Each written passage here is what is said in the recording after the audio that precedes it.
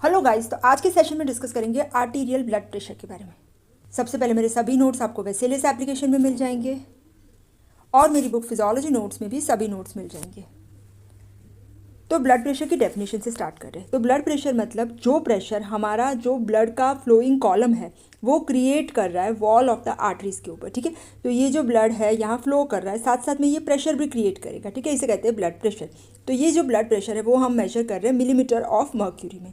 Blood pressure का function क्या है? सबसे पहला तो ये प्रेशर हेड क्रिएट करेगा फ्लो के लिए, और दूसरा कि फिल्ट्रेशन कहीं पे भी करना है जैसे आर्टरी में या फिर किडनी के ग्लोमेरुलस में, तो इसके लिए भी फोर्स चाहिए, वो भी हमारा ब्लड प्रेशर क्रिएट करेगा।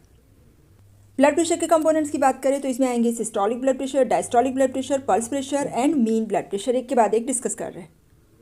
सिस्टोलिक ब्लड प्रेशर मतलब जो मैक्सिमम प्रेशर सिस्टोल के ड्यूरिंग जो एक्सर्ट हो रहा है जब हमारा वेंट्रिकल इजेक्ट कर रहा है, तो इसे कहते हैं systolic pressure. Normal systolic pressure हमारा है 100 to 130 मिलीमीटर ऑफ मर्क्यूरी और एवरेज है 120 मिलीमीटर ऑफ मर्क्यूरी। ठीक है, कैरेक्टरिस्टिक फीचर्स जो हमारा सिस्टोलिक ब्लड प्रेशर है वो बहुत ज़्यादा फ्लक्चुएशन में आएगा, जैसे कि हम एक्साइटमेंट में है या एक्सरसाइज कर रहे हैं या कुछ दौड़ के आ रहे हैं या मील्स के बाद भी ये प्रेशर बढ़ेगा, और जब हम रेस्ट कर रहे हैं या हम सो रहे तो ये प्रेशर कम होगा।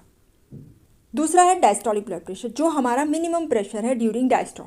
इसकी नॉर्मल रेंज है 60 to 90 मिलीमीटर ऑफ मर्क्यूरी और एवरेज है 80 मिलीमीटर ऑफ मर्क्यूरी। इसके कैरेक्टरिस्टिक फीचर्स में इसका फ्लक्चुएशंस कम होगा। ठीक है, और ये हमारा मेजर कर रहा है कि कंटिन्यूस स्ट्रेस, जब भी हमारा हार्ट रेस्ट में है तो भी इतना प्रेशर आएगा इसके ऊपर। ठीक है, मतलब कांस्टेंट लोड जिसके अगेंस्ट हमारे हार्ट को काम करना है। ठीक है, और हमारा जो सिस्टोलिक और डायस्टोलिक ब्लड प्रेशर है ये हम एक्सप्रेस करके ऐसे लिखते हैं 120/80 मिलीमीटर ऑफ मर्क्यूरी। नेक्स्ट आ रहा है पल्स प्रेशर, जो है हमारा difference between systolic and diastolic pressure. जैसे कि सिस्टोलिक हमारा 120 है, डायस्टोलिक 80 है, तो पल्स प्रेशर हो गया 40 मिलीमीटर ऑफ मर्क्यूरी। अगर ये पल्स प्रेशर बढ़ गया तो ये बताएगा कि हमारा सिस्टोलिक प्रेशर बढ़ रहा है। नेक्स्ट है मीन ब्लड प्रेशर। मीन मतलब average pressure through out the cardiac cycle, average कितना प्रेशर हमारी वेसल्स के ऊपर आ रहा है। ठीक है, तो जो average of all the pressure है इसे कहते हैं मीन ब्लड प्रेशर। ये इसे कैलकुलेट कैसे करते हैं? अगर हमें मीन लेना है तो हम मीन इज इक्वल टू हम क्या कर रहे हैं, हाँ सपोज हमें कोई बता रहा है कि 1 और 3 का मीन ले लो, तो क्या करेंगे 1 + 2 is equal to 4 divided by 2, है ना। तो सिस्टोलिक डायस्टोलिक का मीन के लिए हम systolic plus diastolic blood pressure नहीं करते। क्यों? क्योंकि डायस्टोल का ड्यूरेशन ज़्यादा होता है। तो हम क्या कर रहे हैं इसके लिए, diastolic blood pressure plus 1/3 of pulse pressure, या डायस्टोलिक का 60% एंड सिस्टोलिक का 40% लेंगे, और इसकी normal value mean blood pressure की आएगी 95 to 100 millimetre of mercury. Mean blood pressure का कैरेक्टरिस्टिक क्या है? ये हमारे सभी ऑर्गन्स के लिए सेम रहता है। ठीक है, और ये बताएगा कि कितना प्रेशर हेड है वो हमारे ऑर्गन्स के ऊपर आएगा, मतलब रीजनल ब्लड फ्लो बताएगा थ्रू द ऑर्गन। और सभी कार्डियोवास्कुलर जो रिफ्लेक्सेस है ये डिसाइड होते हैं हमारे मीन ब्लड प्रेशर से। करेंगे factors affecting on blood pressure. तो सबसे पहला है एज। सिस्टोलिक डायस्टोलिक दोनों ब्लड प्रेशर एज के साथ, जैसे ही एज बढ़ती है तो ये प्रेशर बढ़ेंगे। क्यों? क्योंकि हमारी जो आर्टरीज है ना उसकी डिस्टेंसिबिलिटी मतलब फ्लेक्सिबिलिटी वो कम हो जाएगी, मतलब आर्टरीज थोड़ी रिजिड हो जाएगी। ठीक है, तो इसकी वजह से ब्लड प्रेशर बढ़ते हैं। न्यूबॉर्न में जैसे ब्लड प्रेशर है सिस्टोलिक 40 mmHg नॉर्मल होता है, 15 डेज़ के बाद 70, फिर 30 डेज़ के बाद 80। एडल्ट का आ जाएगा 17 ईयर्स पे 120/60 या 80 mmHg, और 60 ईयर्स पे 140/90 is also normal blood pressure. Gender, females में मिनोपोज के पहले सिस्टोलिक ब्लड प्रेशर थोड़ा कम होता है मेल्स के कंपैरिजन में, लेकिन मिनोपोज के बाद ये बढ़ता है, क्योंकि मिनोपोज तक ईस्ट्रोजन हार्मोन है वो हमारी ब्लड वेसल्स का डायलिटेशन करता है। ठीक है, और एथेरोस्क्लेरोसिस को भी प्रिवेंट करता है। थर्ड फैक्टर है body build. Systolic blood pressure जो ओबीज इंडिविजुअल है उसमें ज़्यादा होता है। फोर्थ फैक्टर है क्लाइमेट। जब हम कोल्ड एक्सपोज होते हैं ना तो हाइपोथैलेमस में जो सेंटर्स होते हैं ना वो करते हैं वाजो कंस्ट्रिक्शन, तो इसकी वजह से सिस्टोलिक और डायस्टोलिक ब्लड प्रेशर दोनों बढ़ते हैं। और जब हम गर्म एनवायरनमेंट में जाते हैं ना तो क्या होगा, वेजो डायलिटेशन, तो सिस्टोलिक और डायस्टोलिक ब्लड प्रेशर कम होंगे। ठीक है, नेक्स्ट है डायगोनल वेरिएशन। डायगोनल वेरिएशन भी हमारे सिस्टोलिक ब्लड प्रेशर में ज़्यादा देखने को मिल रहा है, और ये होता है 5 to 10 मिलीमीटर ऑफ मर्क्यूरी में। तो ये जो है सिस्टोलिक ब्लड प्रेशर मॉर्निंग में कम होता है और उसकी पीक वैल्यू आती है आफ्टरनून में। ठीक है, और ये जो रिदम है ना वो अगर कोई नाइट शिफ्ट में काम कर रहा है तो उसमें रिवर्स हो जाएगी। नेक्स्ट फैक्टर है एक्सरसाइज। एक्सरसाइज की इफेक्ट ट्रेंड और अनट्रेंड इंडिविजुअल में अलग अलग होती है। अगर कोई ट्रेंड एथलीट है तो इसमें क्या होगा, माइल्ड या मॉडरेट एक्सरसाइज करेंगे तो कोई भी चेंज नहीं होगा सिस्टोलिक या डायस्टोलिक ब्लड प्रेशर में। लेकिन सीवियर एक्सरसाइज कर रहा है तो सिस्टोलिक ब्लड प्रेशर बढ़ेगा, लेकिन फिर भी डायस्टोलिक चेंज नहीं होगा। जबकि अगर कोई अनट्रेंड है और नया नया एक्सरसाइज कर रहा है तो माइल्ड एक्सरसाइज में भी सिस्टोलिक ब्लड प्रेशर बढ़ेगा और डायस्टोलिक डिक्रीज होगा, और मॉडरेट एक्सरसाइज के अंदर सिस्टोलिक ब्लड प्रेशर बढ़ेगा और डायस्टोलिक भी बढ़ेगा, और सीवियर एक्सरसाइज में भी सिस्टोलिक एंड डायस्टोलिक इंक्रीज होगा। ब्लड प्रेशर इंक्रीज होने का कारण है वेजोकंस्ट्रिक्शन। और 5 minutes after stoppage of exercise blood pressure हमारा नॉर्मल आ जाना चाहिए। क्यों? क्योंकि जो मसल्स होते हैं ना वो रिलैक्सेशन में चले जाते हैं, जिसकी वजह से वेजो डायलिटेशन होता है। ठीक है। सेक्टर है इमोशन। सिंपैथेटिक एक्टिविटी जैसे कि एक्साइटमेंट, फियर, वरी, ये सब जो है वो सिंपैथेटिक एक्टिविटी की वजह से हमारा कार्डियक आउटपुट बढ़ेगा और इसकी वजह से सिस्टोलिक ब्लड प्रेशर बढ़ेगा।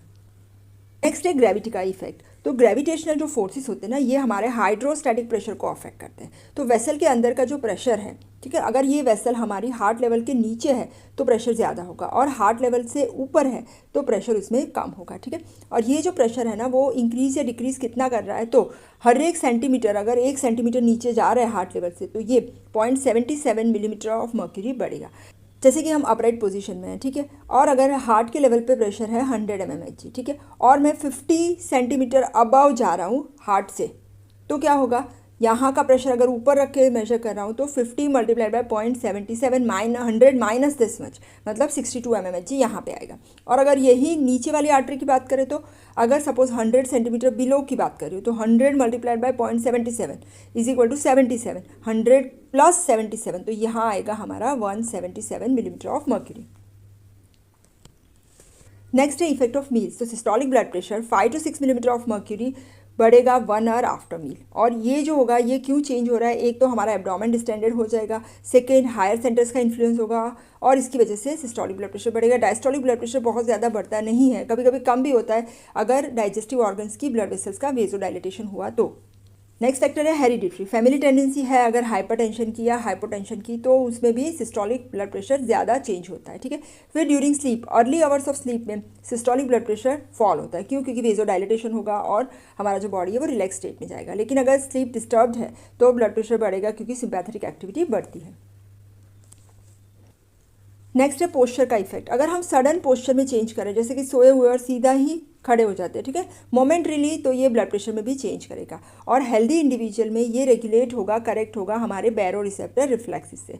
और यहाँ पे ज़्यादा चेंज हो रहा है डायस्टोलिक ब्लड प्रेशर में। यहाँ पे क्या होगा, सडन जैसे ही हम पोस्चर चेंज करेंगे, ठीक है ना, लाइंग डाउन से स्टैंडिंग में, तो क्या होगा, जो ब्लड है ना वो पेरीफेरी में सब जगह पुल हो जाएगा। ठीक है ना। तो पेरीफेरल जब ब्लड का पुलिंग हो रहा है तो वीनस रिटर्न कम होगा, कार्डियक आउटपुट भी कम होगा। तो इसकी वजह से क्या होगा, सिस्टोलिक ब्लड प्रेशर फॉल होगा। इसकी वजह से बैरो रिसेप्टर का जो डिस्चार्ज है ना वो कम हो जाएगा और इसकी वजह से डायस्टोलिक ब्लड प्रेशर इंक्रीज हो रहा है। ठीक है। और जब हम स्टैंडिंग पोजीशन में आते हैं तो फिर पेरिफेरल रेजिस्टेंस बढ़ेगा, तो मोमेंटरीली फिर डायस्टोलिक ब्लड प्रेशर बढ़ेगा। तो rise in diastolic blood pressure है ना वो 30 to 60 सेकेंड्स तक ही देखने को मिल रहा है। ठीक है। और नॉर्मल जो इंडिविजुअल है इसके अंदर बैरो रिसेप्टर डिस्चार्ज है ना वो डिक्रीज हो रहा है। ठीक है। तो इसकी वजह से प्रेशर जो है वो वापस से नॉर्मल आ जाएगा 30 to 60 सेकेंड के अंदर। और दूसरा एक अप्लाइड एस्पेक्ट यहाँ पे है कि अगर हम लंबे टाइम तक खड़े रहते हैं तो क्या होगा कि जो ब्लड प्रेशर फॉल होता है इसकी वजह से बैरो रिसेप्टर रिफ्लेक्स इनिशिएट हो रहा है। ठीक है। और इसकी वजह से जो सिंपैथेटिक डिस्चार्ज है ना वो बढ़ेगा। और ये क्यों बढ़ेगा, क्योंकि हमें वीनस रिटर्न को मेंटेन करना है। इसकी वजह से क्या होगा, डायस्टोलिक ब्लड प्रेशर है वो हमेशा के लिए एलिवेटेड रहेगा थ्रू आउट द पीरियड जब हम स्टैंडिंग पोजिशन में है। ठीक है। तो ये हो गए factors affecting blood pressure. Next है हमारे determinants of arterial blood pressure, मतलब हमारा ब्लड प्रेशर कौन डिटरमाइन कर रहा है। तो आर्टीरियल ब्लड प्रेशर है is equal to cardiac output multiplied by peripheral resistance. मतलब अगर कार्डियक आउटपुट में चेंज हो रहा है तो हमारा ब्लड प्रेशर अफेक्ट करेगा, ज़्यादा हमारा सिस्टोलिक ब्लड प्रेशर अफेक्ट करेगा। और पेरिफेरल रेजिस्टेंस में चेंज हो रहा है तो ज़्यादा हमारा डायस्टोलिक ब्लड प्रेशर अफेक्ट करेगा। कार्डियक आउटपुट की बात करें तो cardiac output is equal two stroke volume into heart rate. तो हार्ट रेट चेंज होगा तो भी हमारा ब्लड प्रेशर चेंज होगा। अगर हार्ट रेट बढ़ रहा है तो क्या होगा, सिस्टोल का ड्यूरेशन कम हो जाएगा, तो उसकी वजह से डायस्टोलिक ब्लड प्रेशर इंक्रीज होगा। और स्ट्रोक वॉल्यूम बढ़ेगा तो हमारा सिस्टोलिक ब्लड प्रेशर बढ़ेगा। और जब हमारा स्ट्रोक वॉल्यूम और हार्ट रेट दोनों बढ़ रहा है तो डायस्टोलिक और सिस्टोलिक दोनों ब्लड प्रेशर बढ़ेंगे। नेक्स्ट है हार्ट रेट। तो कार्डियक आउटपुट में हमने बताया cardiac output is equal to heart rate into stroke volume. तो स्मॉल या मॉडरेट हार्ट रेट में चेंज आएगा तो ब्लड प्रेशर में बहुत ज़्यादा चेंज नहीं आने वाला, लेकिन हार्ट रेट बहुत बढ़ रहा है या बहुत कम हो रहा है तो कार्डियक आउटपुट अफेक्ट होगा और ब्लड प्रेशर चेंज होगा, ठीक है। और कार्डियक आउटपुट हमारा सिस्टोलिक ब्लड प्रेशर को अफेक्ट कर रहा है तो ये ब्लड प्रेशर को अफेक्ट करेगा। नेक्स्ट है पेरिफेरल रेजिस्टेंस। तो डायस्टोलिक ब्लड प्रेशर हमारा मेनली पेरिफेरल रेजिस्टेंस के ऊपर डिपेंडेंट है, ठीक है। तो पेरिफेरल रेजिस्टेंस क्या होता है, ये जो है वो हमारी स्मॉल आर्टरीज एंड आर्टीरियोल्स जो रेजिस्टेंस ऑफर करे इसे कहते हैं पेरिफेरल रेजिस्टेंस। और जब पेरिफेरल रेजिस्टेंस बढ़ रहा है तो डायस्टोलिक ब्लड प्रेशर बढ़ेगा और पेरिफेरल रेजिस्टेंस कम होता है तो डायस्टोलिक प्रेशर डिक्रीज होगा।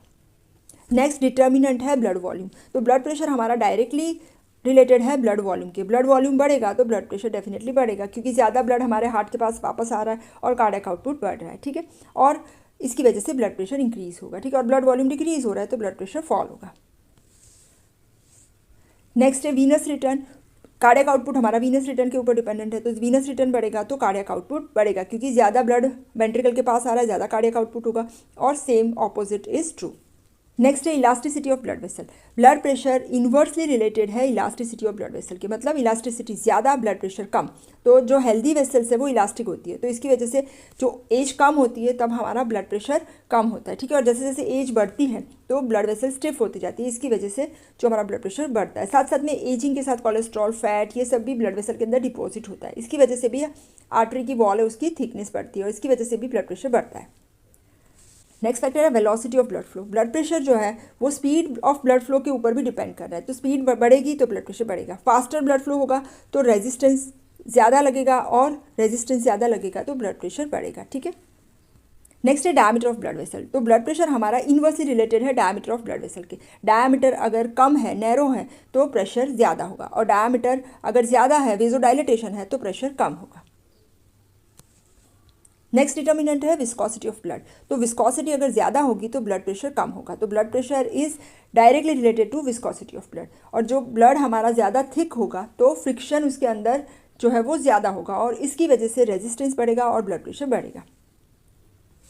और एज बढ़ने के साथ इलास्टिसिटी भी घटती है तो स्ट्रेचिंग डिक्रीज होती है और सिस्टोलिक ब्लड प्रेशर बढ़ेगा और डायस्टोलिक ब्लड प्रेशर यहाँ पे नॉर्मल रहेगा और जिसे कहते हैं सिस्टोलिक हाइपरटेंशन, जिसके अंदर पल्स प्रेशर बढ़ता है। और रिजिडिटी जब स्मॉल ब्लड वेसल्स की होती है एजिंग के साथ तो डायस्टोलिक ब्लड प्रेशर इंक्रीज हो रहा है। तो आज हमने डिस्कस किया factors affecting blood pressure and factors determining blood pressure. Next session में हम डिस्कस करेंगे regulation of blood pressure. Thank you so much.